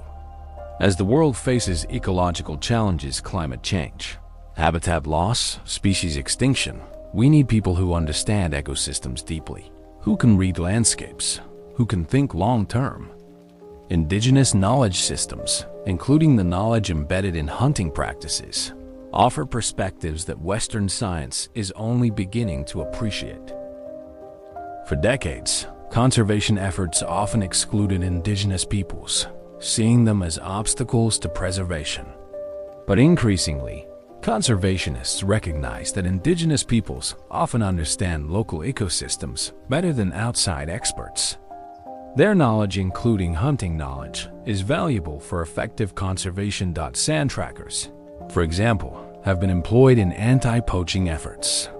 Their ability to track humans through the bush is just as effective as their ability to track animals. They can find poachers that modern technology misses, and they understand the landscape in ways that help predict where illegal activity might occur. This isn't just about using indigenous people as tools for Western conservation goals. It's about recognizing that different knowledge systems, traditional and scientific, can complement each other. Science provides broad patterns and mechanisms. Traditional knowledge provides detailed, local, long-term observations. The best conservation efforts now try to integrate both. Scientists work with indigenous knowledge holders, learning from each other, combining insights. And often, the indigenous knowledge proves remarkably accurate when tested scientifically. There are documented cases of sand hunters telling researchers things about animal behavior that seemed impossible, like identifying individual animals from their tracks or predicting where an animal would go hours in advance. When researchers followed up with modern tracking technology, they found the hunters were right more often than seemed statistically possible. How? Because the hunters had information the researchers didn't: years of observation, pattern recognition. That had become intuitive, an understanding of that particular landscape built over a lifetime or even generations. This suggests that human expertise, developed through traditional methods, can reach levels that modern short-term studies might miss. There's value in slow accumulated, experiential knowledge that complements rapid technology-assisted research. But beyond the practical applications, beyond conservation and education, there's something existentially important about preserving these practices and knowledge systems. They remind us of who we are. For 95% of human history, we lived as hunter-gatherers. Agriculture is only about 10,000 years old. Industrial civilization is only about 200 years old. The internet, the technology I'm using to write this, is only decades old. Our bodies, our brains, evolved for a different life. Not better or worse, just different. A life of movement, of close observation of nature, of small communities, of immediate connection between effort and survival. Modern life offers tremendous benefits: healthcare, education, comfort, opportunities. But it also creates mismatches. We evolved to move constantly but now sit in chairs. We evolved for small social groups but now navigate cities of millions. We evolved to see immediate results of our actions but now work in abstract systems where cause and effect are obscured. These mismatches may contribute to modern problems: obesity, depression, anxiety, a sense of meaninglessness. Not all of these problems, but perhaps some. Reconnecting with ancestral practices, even symbolically or partially, might address some of these mismatches. Not by abandoning modernity, but by integrating ancient wisdom with modern understanding. When someone learns tracking and spends a day following animal signs through the woods, they're not just learning a skill.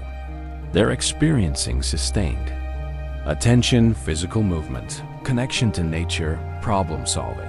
Patience, all things our ancestors experienced daily, but which modern life often lacks. When communities preserve traditional hunting practices, they're not just maintaining cultural heritage. They're keeping alive ways of thinking, relating, and being that represent tested solutions to human challenges. These practices survived for thousands of years because they worked. They helped humans thrive in diverse environments. The knowledge they generated is real, valuable, worth preserving, and interestingly, modern science keeps validating aspects of traditional knowledge that were once dismissed. Traditional ecological knowledge about plant properties often proves correct when tested pharmaceutically.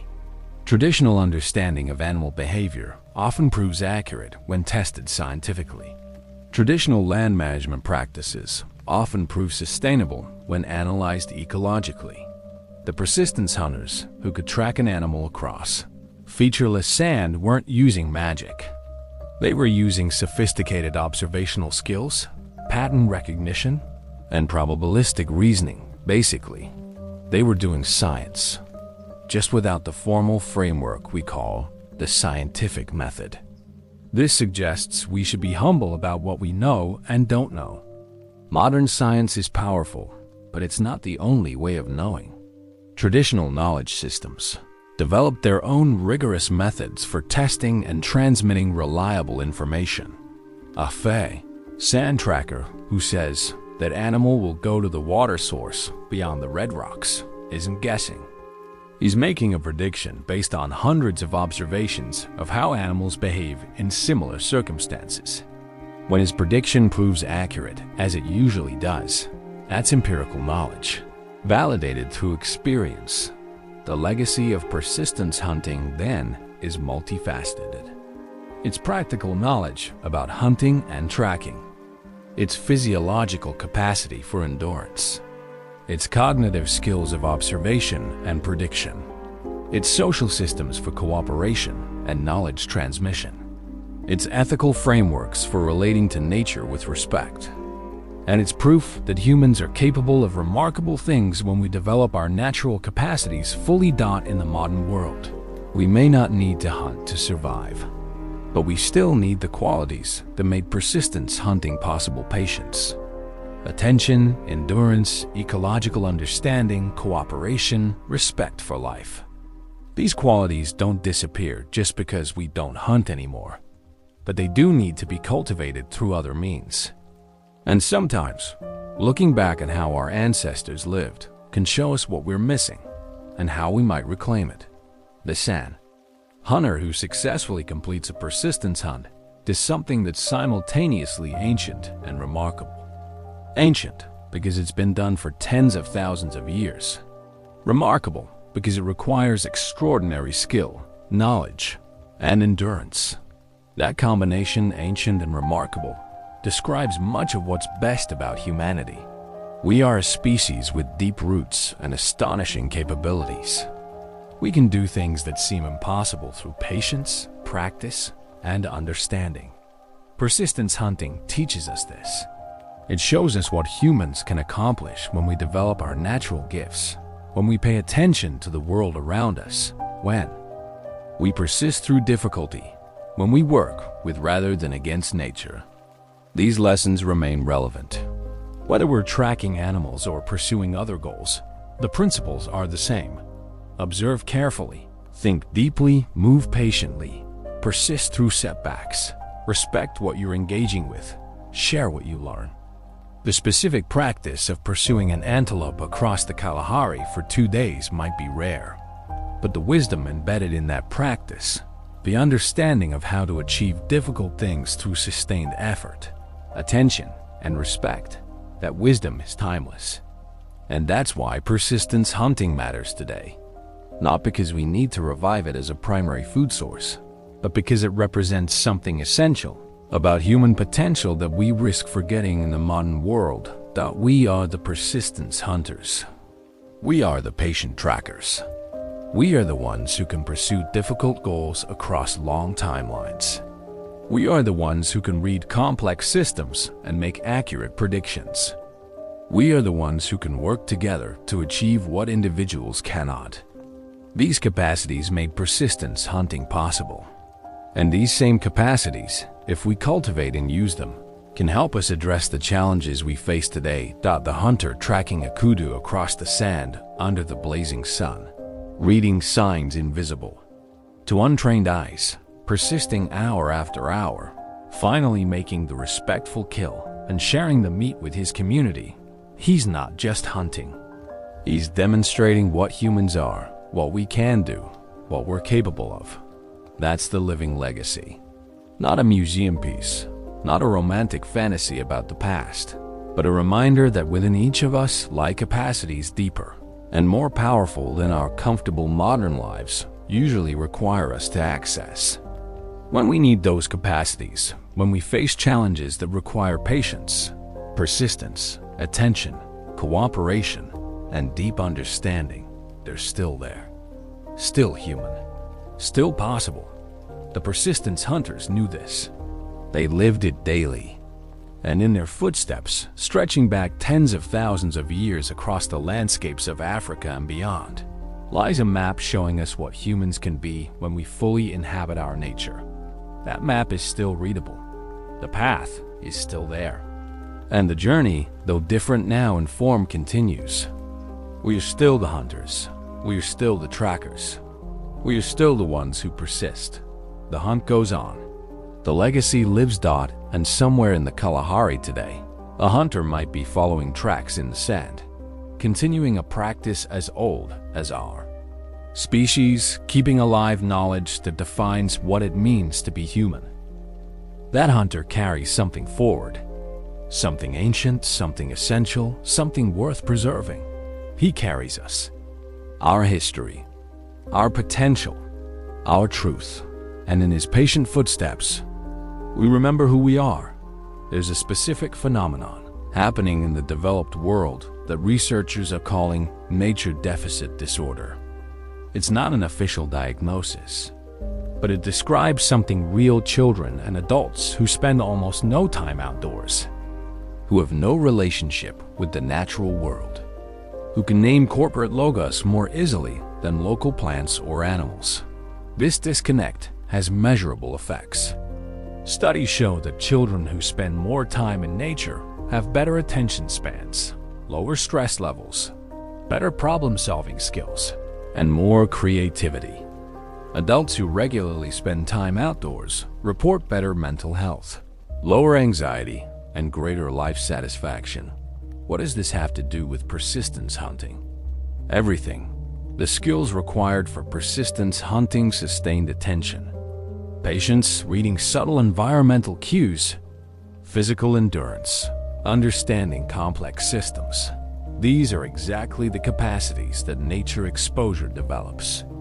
When children play in the woods, tracking animals, even just trying to get close to squirrels or birds, they're developing the same neural pathways that made persistence hunting possible. Modern education increasingly happens indoors, on screens, in abstract symbolic systems. This has value. Literacy, numeracy, and digital competency are important.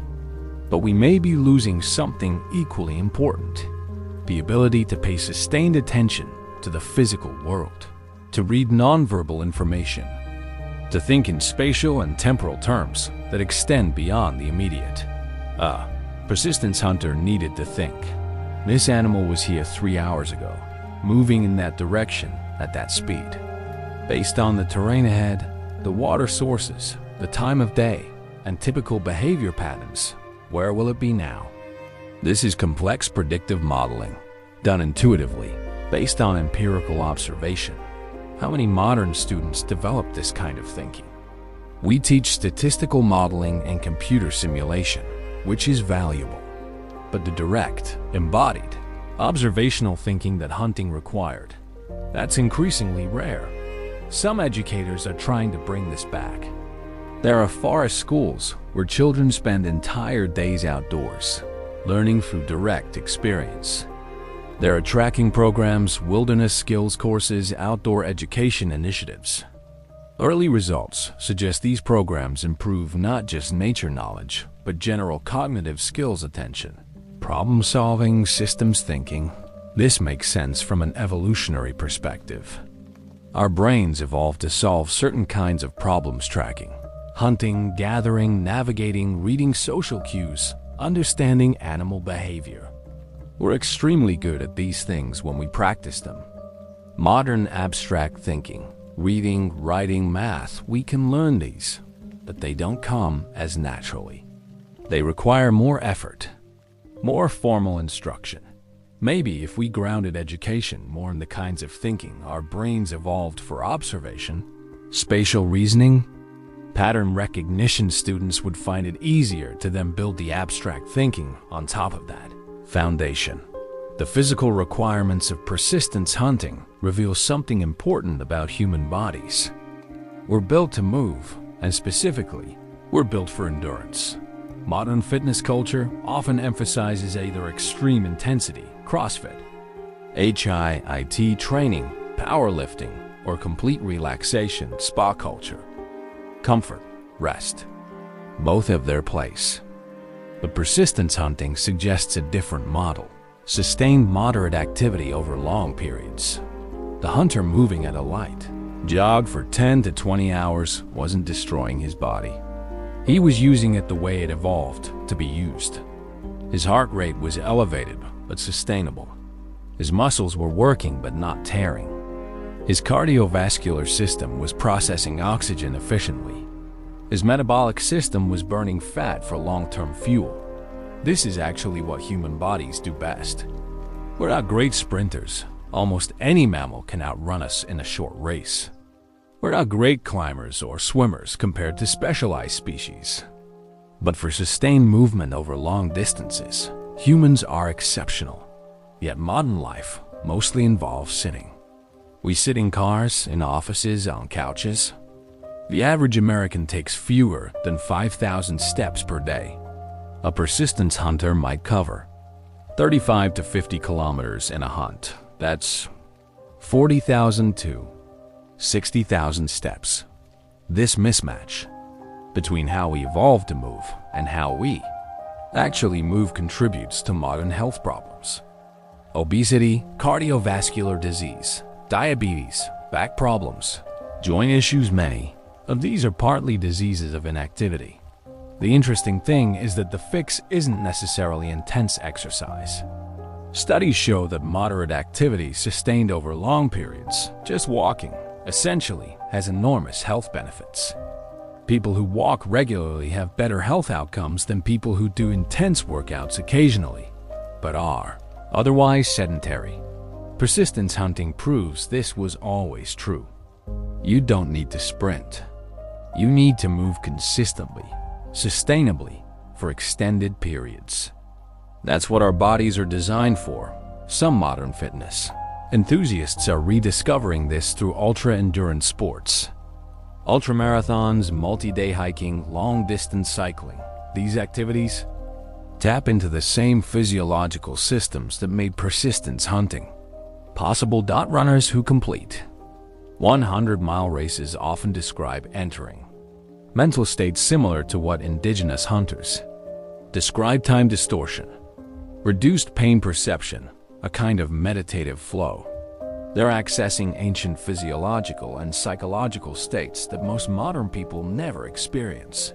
And remarkably, people who train properly can do this. It's not superhuman. It's just human, developed to its natural capacity. A middle-aged office worker who takes up long-distance running can, within a year or two of consistent training, run distances that would have been routine for a persistence hunter. This is encouraging. It suggests that our ancestral capacities aren't lost. They're dormant. With practice, they return. Another aspect of persistence hunting that's relevant to modern life is the social dimension. Hunting wasn't just an individual skill.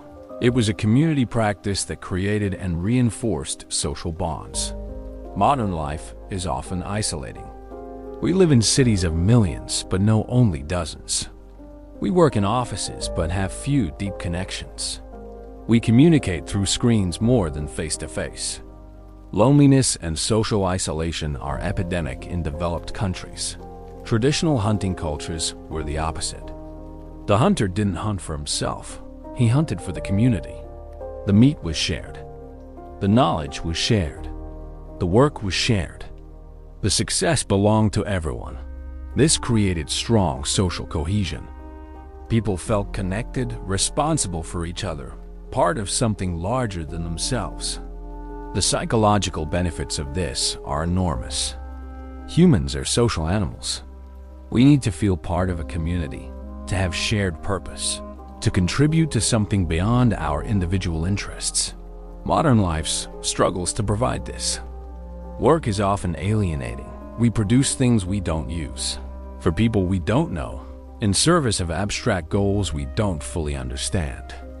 We can go days without meaningful social interaction, despite being surrounded by people.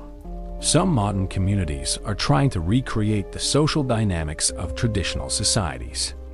Community-supported agriculture, where people work together to grow food. Maker spaces where people share tools and skills. Intentional communities, where people share resources and responsibilities. These experiments don't always succeed, but when they do, participants often report feelings similar to what anthropologists document in traditional societies: a sense of belonging, shared purpose, meaningful contribution. The principle from persistence hunting is simple.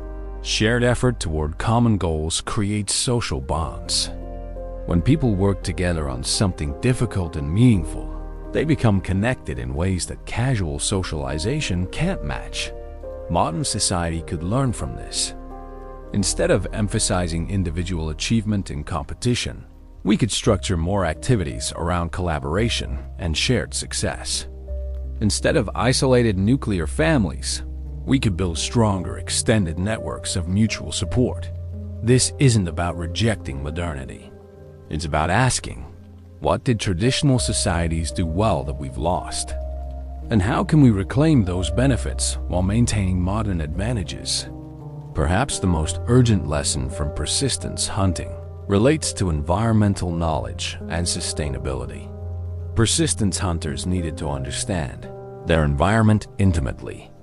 They knew every plant, every animal, every water source, every seasonal pattern. They understood how changes in one part of the ecosystem affected other parts. They thought in terms of long-term patterns, not just immediate needs. This knowledge wasn't abstract. It was survival. If you misread the environment, you failed. If you depleted resources unsustainably, you starved next season. There was immediate feedback that enforced sustainable practices. Modern industrial society has broken this feedback loop. We can deplete fisheries on one continent and import from another. We can pollute one area and move to another.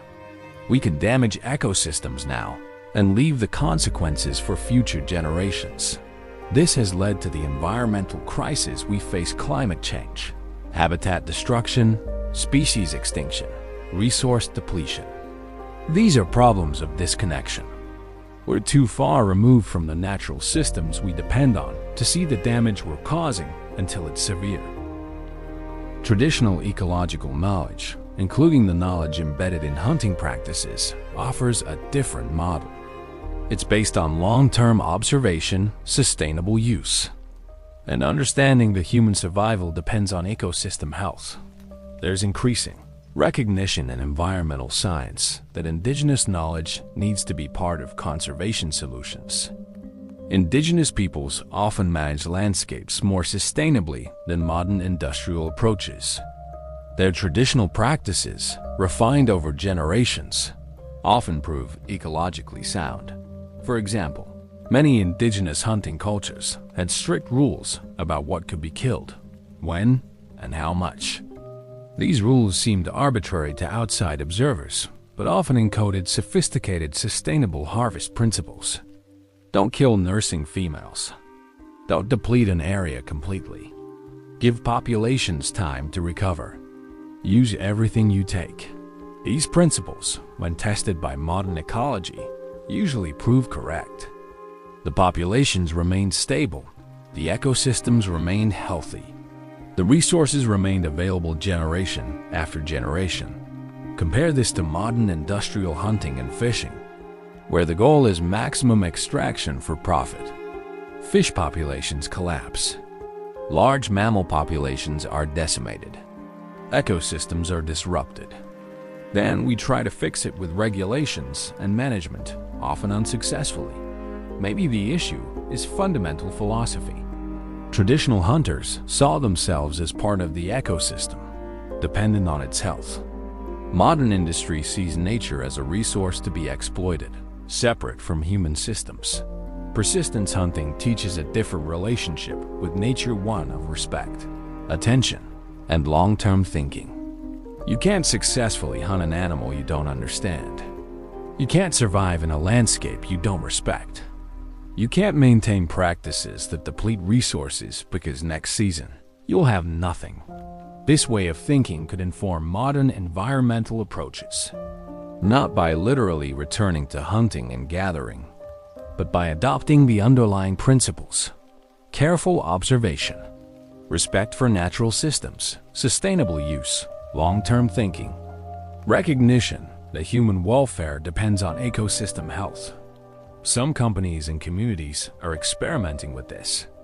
Sustainable forestry that mimics natural patterns, fishing practices that maintain populations, agriculture that works with rather than against natural processes, urban planning that preserves natural spaces and ecological functions.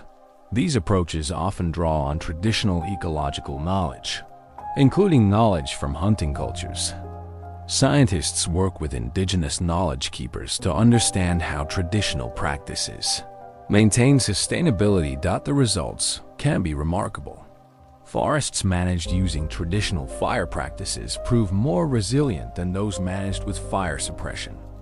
Fisheries managed with traditional harvest rules recover faster than those managed with industrial quotas. Agricultural systems that incorporate traditional polyculture prove more sustainable than industrial monoculture. This isn't romantic nostalgia for the past. It's recognition that traditional societies solved certain problems well, and we can learn from their solutions. There's a mental health crisis in many developed countries. Depression and anxiety rates are rising, especially among young people. Suicide rates are increasing. Many people report feeling purposeless, disconnected, unsure of their place in the world. Anthropologists who studied traditional hunting cultures often noted the absence of these problems. Not because life was easy, it wasn't, but because people had clear purpose, strong social bonds, and direct connection between effort and survival. A persistence hunter knew his role. He fed his people. His skills mattered. His contributions were visible and valued. He had status earned through competence. He had purpose that went beyond himself. Modern life often lacks this clarity. We work jobs that feel meaningless. Our contributions are invisible in vast organizational structures. Status comes from arbitrary markers, wealth, consumption, social media followers, rather than actual competence or contribution. This creates existential anxiety. We wonder, what's the point? What am I contributing? Does my life matter? Traditional hunting cultures didn't have this problem. Not because they were simpler or less thoughtful, but because the structure of life provided clear answers. You mattered because your community needed you. Your life had purpose because you contributed to collective survival and well-being. We can't recreate this exactly in modern life, but we can learn from it. Purpose comes from meaningful contribution. Well-being comes from strong social bonds. Satisfaction comes from developing real competence in valuable skills. Some modern people are finding this through crafts, trades, and hands-on work. When you build furniture, grow food, or create objects with your hands, you see the results of your work. You develop real skills. You make tangible contributions. Others find it through volunteering, caregiving, or community work. When you help real people with real problems, you feel the purpose that abstract career success often doesn't provide. The lesson from persistence hunting is that humans thrive when we have clear purpose. When we develop and use our capacities, when we contribute to something beyond ourselves. Modern life can provide this, but it requires intention. We have to choose purposes, develop skills, build communities, make contributions. The persistence hunter didn't have to choose purpose.